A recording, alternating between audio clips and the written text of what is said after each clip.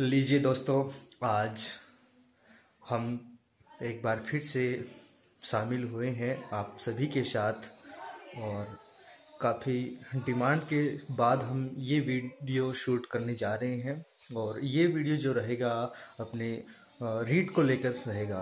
और मेरे साथ जुड़ने वाले हैं शेखर सर। सुप्रीम कोर्ट जा चुके हैं और सुप्रीम कोर्ट जा चुके हैं जो लगभग इसमें चाहे बीए को लेके हो चाहे रीट को लेकर हो, उन्होंने ऐसे ही 3 मामलों में सुप्रीम कोर्ट तक लड़ाइयां लड़ी है। और इसी के सिलसिले में आपको अपडेट भी करते रहे हैं कि कब प्रिंसिपल का रिजल्ट घोषित होने वाला है और कब रीट के अंदर क्या बदलाव होने वाला है, ये सभी मैटर को लेकर। तो आज हम इसी सिलसिले में अपने साथ जुड़ने वाले हैं शेखर सर। आइए शेखर सर। नमस्कार दोस्तों, आज अपन बात करेंगे ये रीट को लेकर के। रीट लेवल चाहे फर्स्ट हो चाहे सेकंड हो, दोनों पर बात करेंगे। रीट लेवल फर्स्ट के अंदर जैसा कि आपको पता है कि रफीक जी की बैच में मामला लिखित सुनवाई के रूप में चल रहा है। तो लिखित सुनवाई के रूप में चल रहा है, उसमें पोस्टेड के लिए हालांकि सभी कह रहे हैं कि पोस्टेड के पक्ष में जा सकता है फैसला, लेकिन जहाँ तक हमने बात की विज्ञान साजी से, जहाँ तक बात की हमने आर माथुर साहब से, तो वो काफ़ी कॉन्फिडेंट नज़र आए इस मामले में। तो पोस्टेड की मुश्किलें बढ़ सकती है, आप आसान ना समझे इस रास्ते को, लेकिन फिर भी मैं यही कहूँगा कि पोस्टेड के पक्ष में है मामला। हालांकि गवर्नमेंट उनको एक ही दिन के अंदर ज्वाइनिंग देना चाहती है, लेकिन इसके लिए जो सामने वाली पार्टी है उसने सुप्रीम कोर्ट के अंदर फाइल लगा दी है, पहले से ऑलरेडी फाइल लग चुकी है। तो एक दिन भी लेट होने पर स्टे हो सकता है। ये जो है वो इमरजेंसी सुनवाई के रूप में रहेगी और डायरी नंबर उनको मिल चुका है फिलहाल, और मेरे ख्याल से स्टे भी हो सकता है। तो सरकार को थोड़ा सा बच करके रहना होगा और जल्दी से जल्दी ज्वाइनिंग देनी होगी। अब बात करेंगे अपन सेकंड लेवल के बारे में। सेकंड लेवल के बारे में सबसे पहले बात करते हैं कि एक पोस्ट आई जिसके अंदर गोविंद जी डोटासरा ये कहते नजर आ रहे हैं विधानसभा के अंदर कि तकरीबन 700 सीटें खाली, 7000 सीटें खाली है, जिसके अंदर 3100 सीट पर रिसफल हो चुका है। पीछे बची 4000 सीटें, तो 4112 सीट बचती है। तो 4112 सीट पर यदि बात करें अपन, तो उसमें से सबसे पहले बात करते हैं अंग्रेजी विषय को लेकर के। मेरे पास काफ़ी सवाल आते रहते हैं, तो अंग्रेजी विषय में बात करते हैं कि इतनी सीटें हो सकती है। देखिए, नॉन ज्वाइनर की बात करें तो भास्कर सावंत जी से बात हुई हमारी, या फिर कसेरा जी से बात हुई, उन्होंने एक ही बात कही है कि कसेरा जी से बात हुई, उन्होंने यही कहा है कि नॉन ज्वाइनर पर जो है वो वेटिंग निकाली जाएगी, इसके लिए वो सहमत हैं।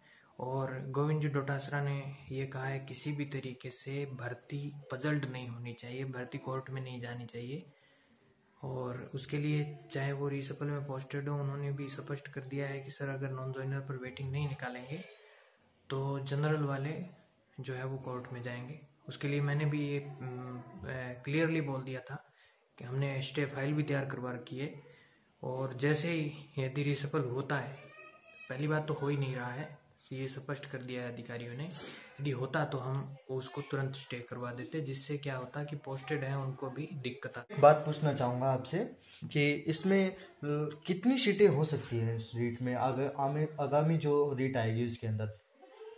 आगामी जो ये लिस्ट आ रही है इसके अंदर यदि बात करूं मैं स्पेशली अंग्रेजी विषय को लेकर, काफ़ी बच्चों की क्यूरियोसिटी रहती है। काफ़ी सारे क्वेश्चन आ रहे हैं। हाँ जी, तो अंग्रेजी विषय को लेकर के यदि मैं बात करूं तो सबसे पहले अपन बात करते हैं, तो अंग्रेजी विषय के अंदर 500 सीट जो है तकरीबन हमें बताई गई। अच्छा, 500 सीटें? हाँ जी, 500 सीटें। 500 सीटें नॉन ज्वाइनर के अंदर, नॉन टीएसपी के अंदर रहती है अंग्रेजी विषय के अंदर, जिस पर वेटिंग आने का प्रावधान रहेगा। उसके अलावा अपात्रों की संख्या है जिसमें हरियाणा भी शामिल है। हरियाणा की संख्या हमने जो है वो पता की, तो उनकी एग्जिट संख्या जो है वो 275 और 300 के क्लियरेंस बताई जा रही है।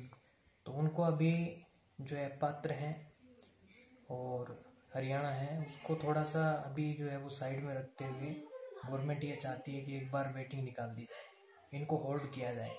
ये गवर्नमेंट का रुख है। और जहाँ तक हम गवर्नमेंट का रुख जानने में कामयाब रहे हैं, तो हमें लगता है कि अभी केवल नॉन ज्वाइनर पर वेटिंग निकाली जाएगी, अपात्र को होल्ड किया जाएगा, उसके तुरंत बाद में अपात्र पर रिशफल किया जाएगा। ऐसा प्रावधान गवर्नमेंट सोचने की सोच रही है। और जैसा कि जिले परिवर्तन करने में अभी पजल्ड हुई भर्ती, तो जिले परिवर्तन नहीं करना चाहती है गवर्नमेंट अभी। अच्छा, तो सर मैं एक बात और पूछना चाहूँगा आपसे। तो अभी इंग्लिश के अंदर कितनी जो मेरिट आएगी वो कितने % तक डाउन हो सकती है?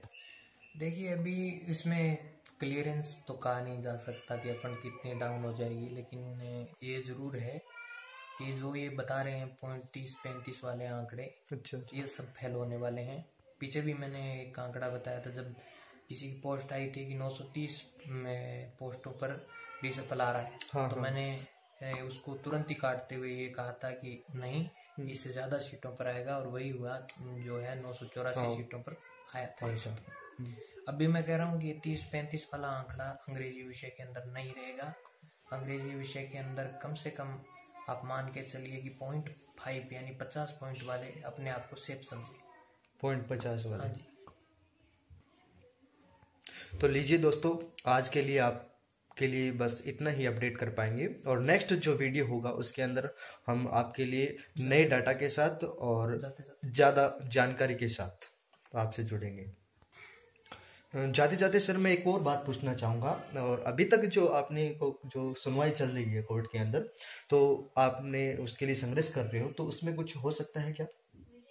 डेफिनेटली होगा, उसमें कोई दो राय नहीं है। हमने कई मैटर में सुप्रीम कोर्ट में याचिकाएं लगा रखी है, हाई कोर्ट में भी याचिकाएं लगा रखी है। डेफिनेटली उन सभी मैटर के अंदर हम विजयी रहेंगे, उसमें कोई दो राय नहीं है। पीछे जब हम एडिशनल मैटर में सुप्रीम कोर्ट गए थे, तब किसी ने डायरी नंबर लीक कर दिए थे, उस वजह से हम जो है वो मैटर क्लोज हो गया था। वो अलग। हाँ जी। और मुझे लगता है कि हम जिस मैटर में हम संघर्षशील रहे हैं, अब एडिशनल मैटर में तो मैं क्लियरली कहना चाहूँगा कि उसमें कुछ नहीं हो सकता। अब उसमें तो हम आशाएं नहीं रख रहे हैं, लेकिन उसके अलावा भी हमने कुछ 2-3 मैटर के अंदर हमने फाइल डाली हुई है। जैसे मान लो कि पोस्टेड हटाओ अभियान भी चला रखा है हमने, तो उन सभी के अंदर डेफिनेटली हमें कामयाबी मिलेगी। और मेरा मानना है कि एक दिन 3% तक अवश्य डाउन जाएगी मेरिट, और बेरोजगारों को उसका फायदा मिलेगा। Okay sir, thank you.